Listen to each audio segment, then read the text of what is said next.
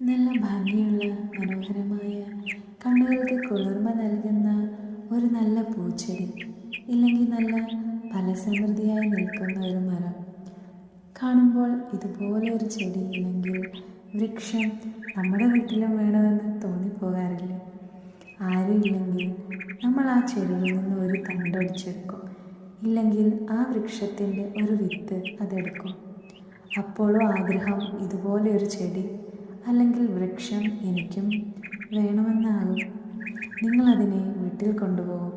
നല്ലൊരു സ്ഥലം, വെയിലേൽക്കാത്ത, മറ്റ് വന്യമൃഗങ്ങൾ നശിപ്പിക്കാത്ത ഒരു നല്ല സ്ഥലം നോക്കി തിരഞ്ഞെടുത്ത് ആ ചെടിയെ ഇല്ലെങ്കിൽ വൃക്ഷത്തെ അവിടെ വെക്കും.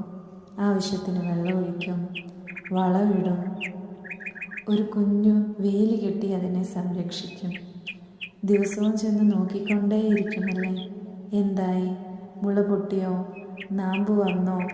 ഇങ്ങനെയൊക്കെ ചെയ്യുമ്പോൾ മനസ്സിലൊരു സന്തോഷം. കുറേ കഴിയുമ്പോൾ വിത്ത് പൊട്ടി നാമ്പുകൾ മുളച്ച് കാറ്റടിച്ചാലും ഒടിഞ്ഞു പോകാതെ വണ്ണം വേരുകൾ മണ്ണിൽ നന്നായി ആഴത്തിലേക്കിറങ്ങി നല്ല പൂങ്കുലകൾ പൂത്തുലഞ്ഞാടി അല്ലെങ്കിൽ നല്ല ഫലപ്രദമായ ഒരു മരമായി ആ ഒരു ചെടി വിത്ത് നമ്മുടെ മുറ്റത്ത് അങ്ങനെ വളർന്ന് മരമായില്ലേ, ചെടിയായി പൂത്തുലഞ്ഞു നിൽക്കും. എന്താ ഒരു ഭംഗിയല്ലേ! ഒന്ന് നോക്കിയാൽ പിന്നെയും പിന്നെയും നോക്കിപ്പോകുന്ന, ആരെയും ആകർഷിക്കുന്ന, ആരും കൊതിക്കുന്ന ഒന്നായി അത് മാറും. അതുപോലെ ആകട്ടെ നമ്മളുടെ ഓരോരുത്തരുടെയും ജീവിതം.